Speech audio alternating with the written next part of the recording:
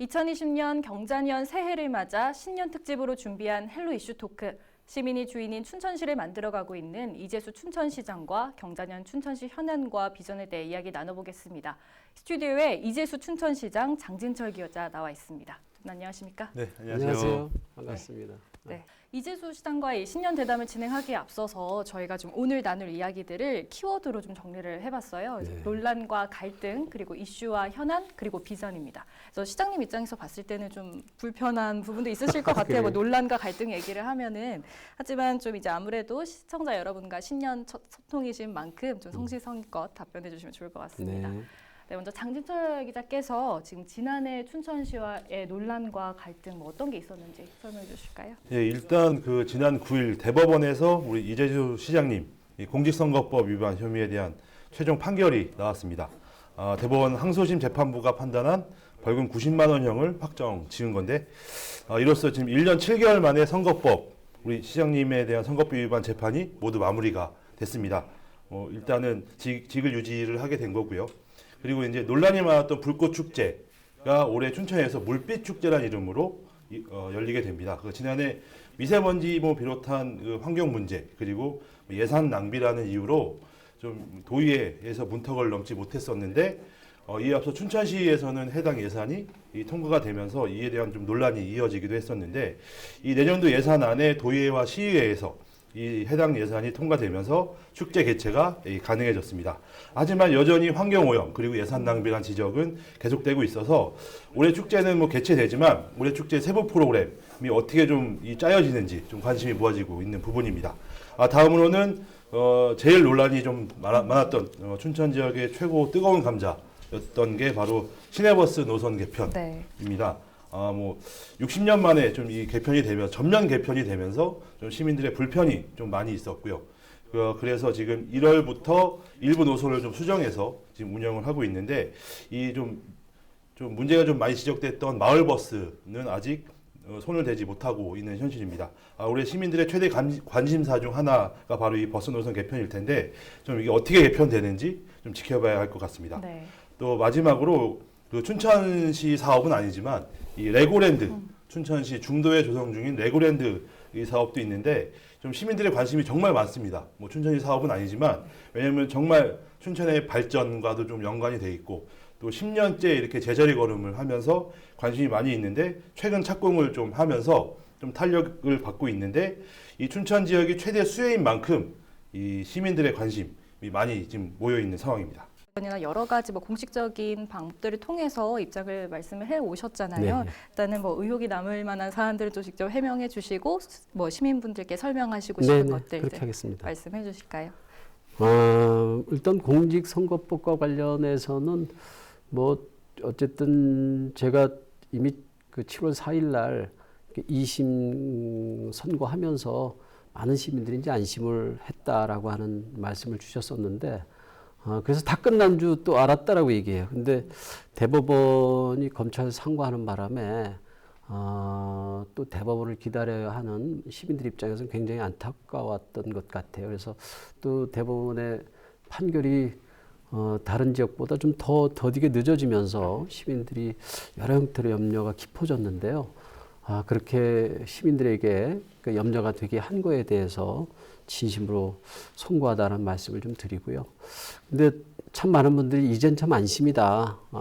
이제 정말 열심히 일해달라 이런 여러 형태의 주문을 많이 받았는데, 그러니까 선고가 이렇게 무죄로도 되고 또 이 일부 무죄가 되고 또 그 직을 유지했다라고 하는 것을 그걸 통해서 우리 시민들이 안심하게 해드리기보다는 사실은 제가 일을 더 열심히 해서 행복한 춘천을 만들어서 그렇게 제가 일한 것 가지고 시민들에게 안심시켜드리는 게 더 맞겠다 싶습니다. 그래서 정말 더 세심히 살피기도 하고 더 열정을 내서 일을 해야겠다라고 하는 그런 마음가짐을 가졌고요.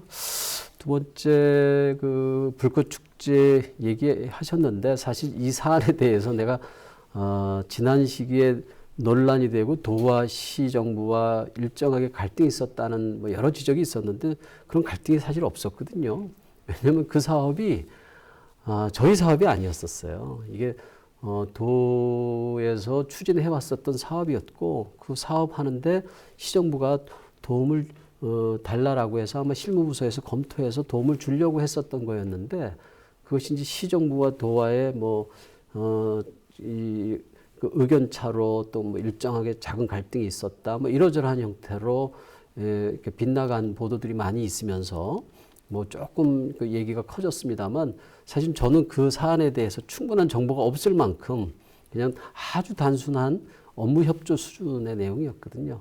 근데 이제 그게 올해 들어와서 저희한테 이게 그대로 넘어온 게 아니고 그것을 다시 이어받아서 불꽃 축제를 재현하고자 물빛 축제를 만든 게 아니고 저희가 이제 우리 안에 있는 자원으로 행복한 도시를 만들겠다. 이제 이게 저희 나름대로 새로운 정부 안에서의 새로운 도시에 대한 그 새로운 해석과 접근 방법이거든요. 그래서 그동안 서울과 그 중앙을 따라하기 뭐 그래서 다른 데서 뭔가 예산이 들어오지 않으면 우리는 안 될 것 같아라고 하는 그런 소외론과 그런 어떤 이전까지 관점들을 버리고 우리 안에 보물찾기를 좀 하고 있잖아요. 그래서 산에서도 보물을 찾지만 강에서도 충분히 우리 도시 안에 이 강을 통해서 여러 가지 일자리도 만들고 또 서울의 사람들을 불러들일 수 있는 다양한 콘텐츠를 개발하자 뭐 이런 얘기를 하고 있었는데 그런 차원에서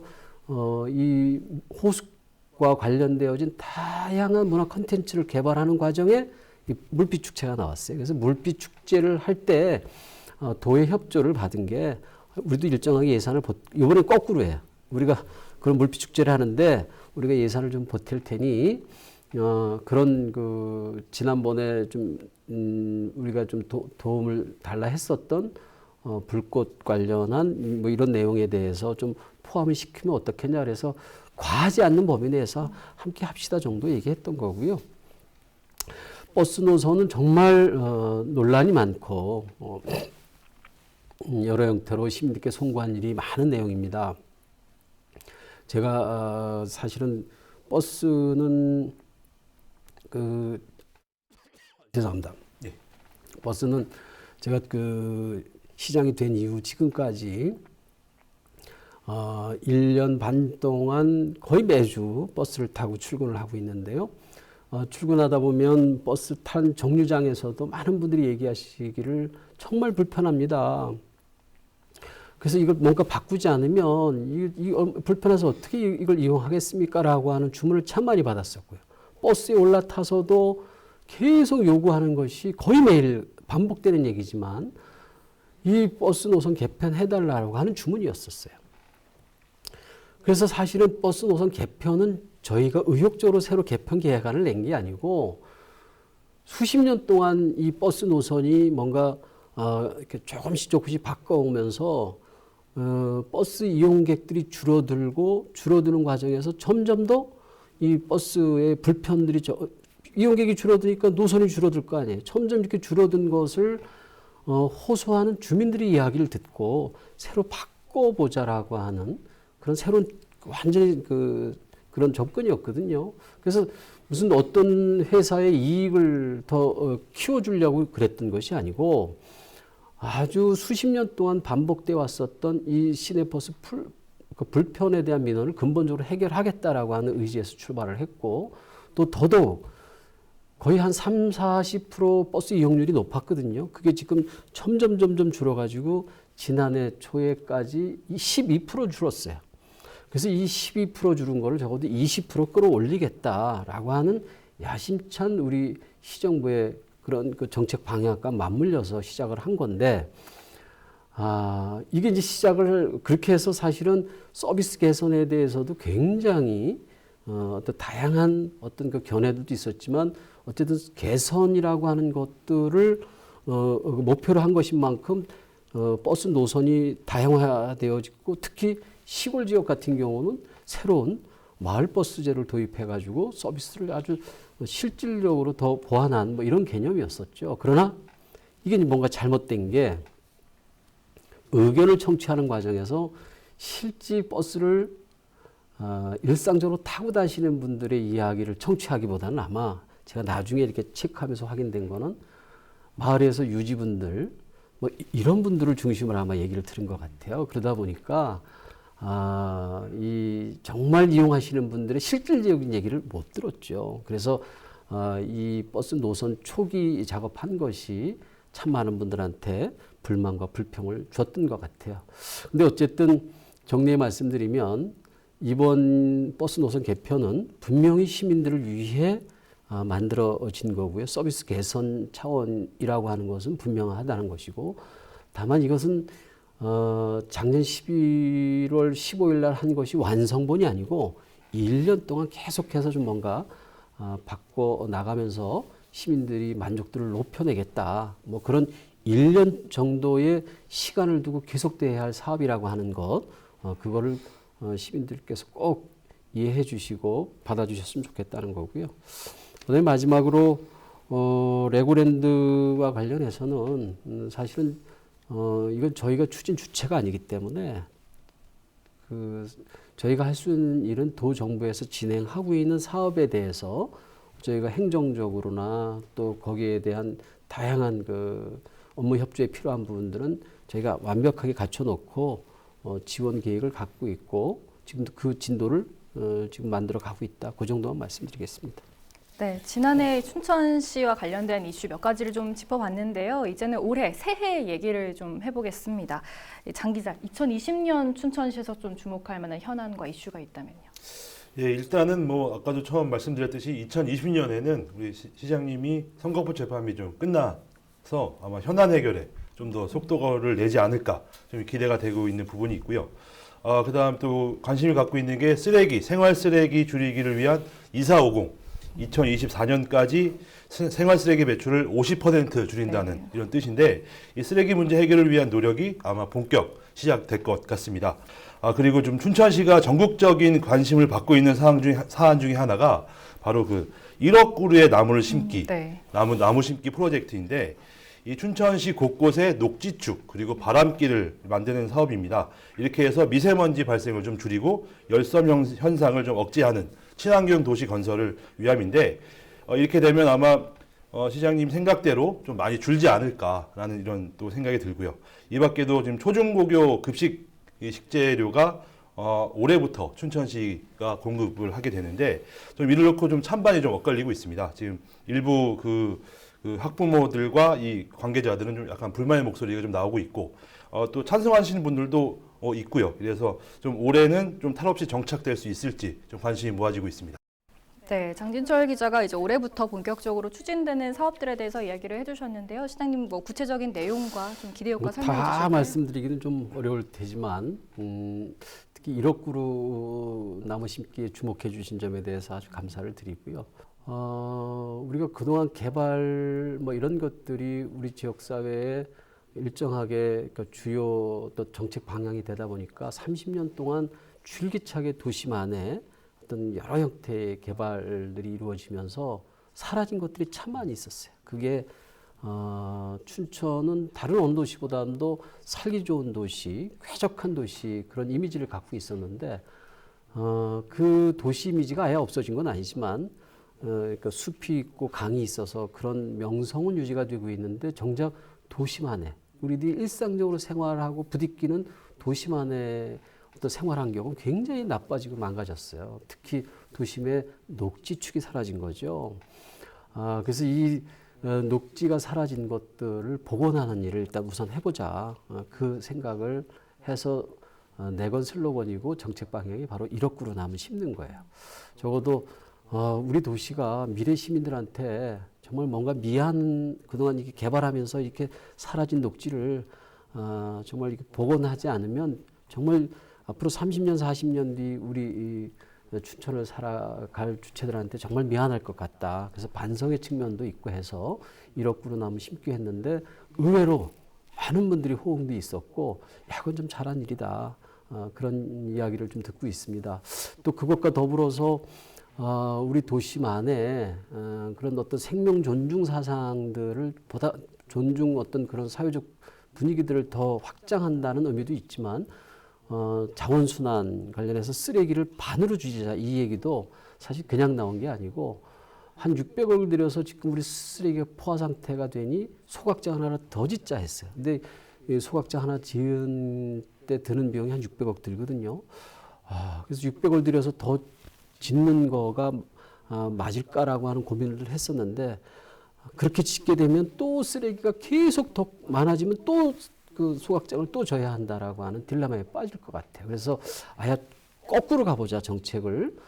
그래서 생활 속에서 쓰레기를 줄이는 일들을 시작을 했는데 이게 방향을 바꾸니까 길이 열려요. 그동안은 쓰레기 정책이 4가지거든요. 이 맨 처음에 발생할 때 줄이는 방법하고, 그다음에 재활용하는 방법하고, 소각하는 방법하고, 매립하는 방법이 있는데, 그동안 써왔던 것이 매립하고 이 소각하는 것에 방점을 두다 보니까 재활용과 쓰레기 감량에 대해서는 전혀 신경을 안 썼었어요. 근데 이 거꾸로 감량과 이 재활용이라고 하는 것에 초점을 맞추는 어떤 정책 변화를 만들어 가니까 일단 아이들도 좋아하고, 왜냐하면 지구 환경 위기에 대한 생활 속에서의 실천 방안이 생긴 거거든요. 그래서 아이들이 사물을 바라보는 거나 또 지구의 그 위기 상황들을 아이들의 그 아주 어리고 이쁜 마음으로 지켜내는 일도 하게 되고, 지역의 정서가 한꺼번에 바뀌어지는 아주 놀라운 결과들이 함께 만들어지기도 했고요. 어쨌든 그래서 이 자연순환이라고 하는 것이 쓰레기를 줄여내는 일인데, 이 단순한 쓰레기 줄여내는 일이 아니라 우리의 생활의 패턴과 어떤 생활의 어떤 우리 지역사회의 분위기 자체를 근본적으로 바꿔내는 그런 부수적인 효과도 함께 얻게 됐다라고 하는 것이고요. 그 현안들 말씀을 해주셨는데요. 여기에 덧붙여서 올해 또 춘천시가 사상 최대의 국비를 확보를 했잖아요. 그럼 지금 이 시장님 말씀해주신 이 사업들이 좀 탄력을 받을 수 있을 것 같은데, 좀 구체적인 내용 정리해 주실까요? 일단은 그 말씀해 주셨듯이 국비가 사상 최대 규모입니다. 이걸 잘 풀어서 얘기하면 춘천시 현안 사업 해결을 위해 좀 청심화가 켜졌다 볼 수 있는 거고요. 또 기쁜 소식은 춘천시 인구가 지금 상승세로 돌아섰다는 겁니다. 한때 28만 명 선이 붕괴되기도 했었는데, 최근 6개월 연속 인구가 상승을 하면서 28만 선을 회복을 하고 있고, 지금 이제 29만을 향해서 달려가고 있는 상황입니다. 어떻게 보면 인구 절벽 시대에 진짜 춘천시가 인구 늘었다는 것은 희소식이 아닐 수 없는데, 이 밖에도 그 중앙부처에서 춘천시가 또 주목을 받기 시작했습니다. 지난 이제 1년 동안 해왔던 것들이 주목을 받은 건데, 문화예비도시가 선정이 됐고요. 여성 친화도시 등 다양한 분야에서 춘천시가 추진하는 사업들이 효과를 내고 있다고 볼 수 있습니다. 예. 좀 시장님, 이렇게 사상 최대로 국비를 확보할 수 있었던 또 전략이 뭔지 좀 궁금한데요. 저희 시정부 출범하자마자 저희가 그러니까 국비와 각종 중앙본부 사업에 대한 정보의 선점을 위해서 서울 사무소를 개설을 했어요. 그리고 서울 사무소의 역할을 어떤 특정한 것에 한정하지 아니하고, 그러니까 중앙 부처와 연관된 모든 국회뿐만 아니라 또 중앙 부처뿐만 아니라 관계 우리 춘천 출향 인사들 동향과 또 그분들에 대한 협조 요청 이런 것까지 망라하는 다양한 사업을 위해서 그 역할을 서울 사무소에 부여했는데요. 근데 의외로 서울 사무소의 역할이 컸습니다. 예, 또 서울 사무소에 역량이 있는 분이 오시기도 했지만, 국회에 우리가 최초로 쪽지 예산이라는 것 한번 해봤어요. 이게 거의 이런 그 지방 소도시에서 이렇게 진행하기가 쉽지 않았는데, 근데 저희가 쪽지 예산을 통해서 이번에 50억 예산 확보를 한 것도 조금 전에 말씀드렸었습니다만, 우리에게 산이 있다라고 하는 이 산을 통해서 우리가 참 많은 앞으로 미래 먹거리들을 우리가 만들어 가려고 하는데, 그 사업의 하나로 프리콘 목재 산업이라고 있었는데, 이게 지난해에도 실패를 했었어요. 근데 이번에 서울 사무소가 쪽지 예산 통해서 해결을 좀 했는데, 그럴 정도로 각 부처의 아주 다양한 직접적이고 아주 열정적인 그 사업 설득들을 해서 이루어졌었고요. 이 사업비 확보를 할 수 있었고요. 또 우리 담당 부서가 부서 공무원들이 정말 열정적으로 서울 또는 세종시까지 오르내리는 것을 부담스럽지 아니하고 아주 정말 자기 발로 뛰어다니면서 확보한 예산이다라고 봅니다. 또 저도 특별히 우리 출향 인사 중에 한 분이었던 그 경제부총리를 직접 만나서 그 부탁도 직접 했었고요. 그래서 그런저런 것들이 종합적으로 함께 이렇게 힘을 받아서 이런 좋은 성과를 얻었지 않았나 싶습니다. 지금까지 좀 논란과 갈등 그리고 현안과 이슈, 비전을 키워드로 이야기를 나눠봤는데요. 장 기자가 봤을 때 올해 춘천시는 어떤 해가 될 것 같나요? 일단은 아까도 말씀드렸지만 선거법 재판이 마무리되면서 춘천시 현안 해결에 좀 속도가 많이 붙을 것으로 전망이 되고 있습니다. 또 오는 6월이면 민선 7기 2년으로 차로 접어들게 되는데 이 절반이 지난 겁니다. 지난 2년 동안 추진해온 시민 주권 도시 또 어느 정도 올해는 좀 세부적인 내용이 좀 나올 것으로 보여지고 이 밖에도 각 분야에서 추진하고 있는 사업들이 본궤도에 오를 것으로 보여지는데 그만큼 민선 7기 춘천시에는 올해가 정말 중요한 해로 보여지는 이유입니다. 네, 시장님의 올해 바람과 목표도 궁금합니다. 예, 올해는 어쨌든 저희가 추진하고 있는 사업도 굉장히 다양하게 많습니다. 저희가 사실은 전면화 내세우진 않았지만 그래도 우리가 일상적으로 준비하고 있는 사업 중에서 어떤 시민들의 경제적 욕구들을 충족도 시켜줘야 되고 우리 시민들이 안정적으로 보다 양질의 일자리들을 갖게 하자라고 하는 차원에서 뭔가 경제 이슈 파이팅들을 저희가 여러 형태로 준비하고 있는데 그 중에 하나가 대마 사업 같은 거예요. 우리 춘천이 갖고 있는 잠재 역량 중에 하나가 바이오 영역이거든요. 벌써 30년 가까이 되는 바이오 어떤 연구 역량이나 그 축적된 그런 또 사업 기반 하에서 우리가 새롭게 도전하고 있는 어떤 식품 또 그린 바이오도 있지만 특히 이제 새롭게 올해 발굴한 대마와 연관된 사업들 저희가 규제 특구에 지금 걸려 있어서 그것만 풀리면 아주 도약이 좀 될 거라고 보는데 그 일들을 저희가 좀 제대로 준비하는 좀 한 해를 만들겠다라고 하는 것도 있고 또 지금 강원대학교하고 함께 준비하고 있는 그 혁신파크가 있어요. 강원대 안에 부지 안에 지금 저희가 한 500억 들여가지고 지금 벌써 삽을 듣기 시작했고 본궤도에 올리게 되는데 그것도 정말 지역사회의 젊은 분들한테 실질적 일자리로 분명할 수 있도록 그렇게 좀 만들어 가겠다라고 하는 그런 생각이고요. 보다 또 근본적인 말씀을 좀 드리면 지난해까지 저희가 준비했었던 시민 주권과 지속 가능한 도시 이 방향이 이제 올해는 보다 그 직접적으로 어떤 우리 지역사회에서 제대로 구현이 되면서 이 구현되어진 것이 시민들의 실제 행복과 이어지게 됐으면 좋겠다. 그런 바람을 또 갖습니다.